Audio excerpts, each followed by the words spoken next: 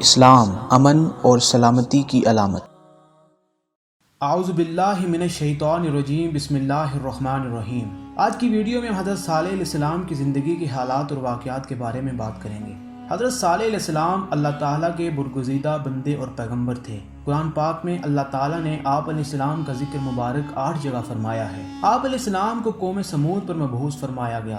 قوم عاد جیسی بدبخت قوم کی تباہی اور بربادی کے بعد قوم سمود ایسی ہی قوم گزری ہے جس پر اللہ تعالیٰ نے اپنا بے حد فضل و کرم کیا اور ان پر اپنی رحمتوں کی بارش نازل فرمائی۔ لیکن یہ قوم سمود بھی اپنی سرکشی اور نافرمانی کی وجہ سے اللہ تعالیٰ کو بھول کر گمراہی کی دلدلوں میں پھنستے گئے۔ ان کی رشد و ہدایت کے لیے اللہ تعالیٰ نے حضرت صالح علیہ السلام کو بھیجا۔ حضرت صالح علیہ السلام نے ان کی اصلاح کی انتہائی کوشش کی، لیکن وہ لوگ بہت بدبخت اور سیاکار تھے۔ حضرت صالح علیہ السلام قوم عاد کے پیغمبر حضرت ہود علیہ السلام کی ساتھیوں کی اولاد میں سے تھے۔ قوم سمود بھی قوم عاد کی ایک شاخ ہی تھے اور وہ لوگ تھے جو قوم عاد سے بچ جانے والے تھے۔ حضرت صالح علیہ السلام پیدا ہوئے تو قوم سمود بہت پھیل چکی تھی اور اللہ تعالیٰ کے رحم و کرم کی وجہ سے قبیلوں اور آبادیوں کی صورت میں آباد تھی۔ حضرت صالح علیہ السلام جوں بڑے ہوتے گئے، آپ علیہ السلام کو معلوم ہوتا گیا کہ قوم سمود بہت ہی گمراہ ہو چکی ہے۔ قوم سمود بھی اپنے آباء و اجداد کی قوم عاد کی طرح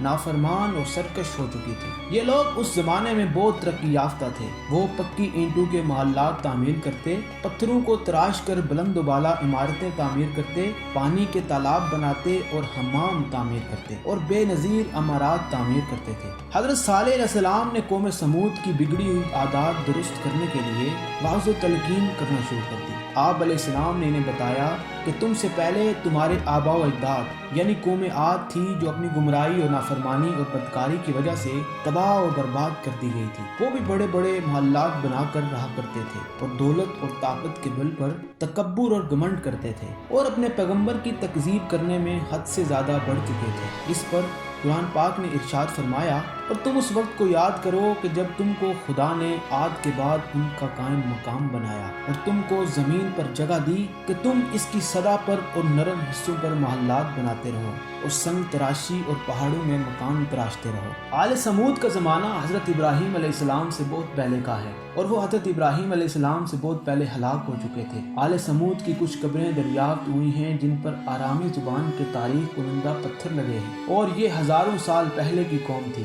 یہ علاقہ بصرہ کے نواح میں تھا۔ ایک قبر پر پتھر لگا ہے جس پر مندرجہ ذیل تحریر ہے،